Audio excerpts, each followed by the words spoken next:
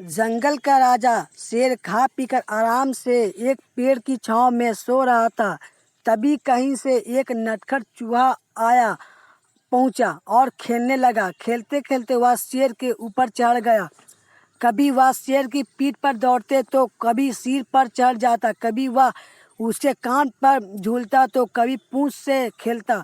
उसे बड़ा मजा आ रहा था और उसकी उछल कूद बढ़ती जा रही थी। नटखट चूहे की दमा चौड़ी से शेर की नींद टूट गई। आँख खोलकर उसने देखा कि एक छोटा सा चूहा उसके ऊपर खेल रहा है। उसे बहुत गुस्सा आया और उसने चूहे को अपने पंजे में दबोच लिया। शेर के पंजे में आते ही चूहे डर गया और थर थर कांपने लगा।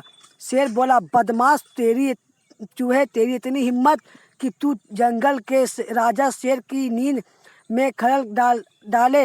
अब तेरी खैर नहीं, मरने के लिए तैयार हो जा। अब मैं तुझे मार कर खाऊंगा। मौत सामने देखकर चूहा गिड़गिड़ाने लगा। वनराज, मुझे क्षमा कर दे, मुझसे बड़ी भूल हो गई। मुझे जैसे छोटे से प्राणी को खाकर आपके क्या मिलेगा? आपका पेट तो भर नहीं पाएगा। कृपया कर मुझे छोड़ दीजिए वनराज। आप अवसर आने पर मैं अवश्य आपका काम आऊँगा।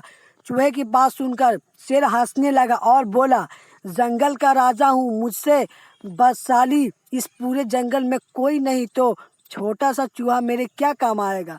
लेकिन फिर भी मैं दया करके तुझे प्राण देता हूँ। मेरी नजरों से दूर हो जा और आइंदा कभी मेरी नींद में खलल मत कर डालना। चूहा धन्यवाद कर वहाँ से चला गया। कुछ दिन बाद बीते।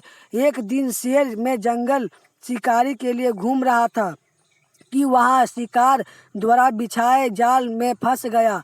उसने बहुत प्रयत्न किया किंतु जाल से बाहर नहीं आ पाया। वह मदद के लिए दहाड़ने लगा। शेर की दहाड़ वहाँ से गुजर रहे एक चूहे में के कानों में पड़ी।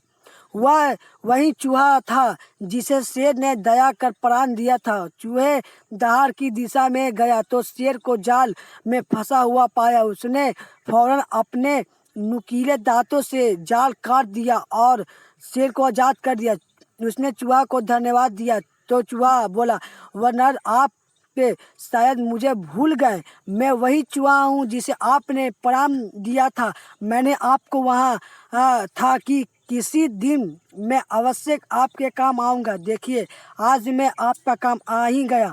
शेर को वह दिन याद आ गया और उस दिन की अपनी सोच पर बहुत पछतावा हुआ कि जिस चूहे को अपने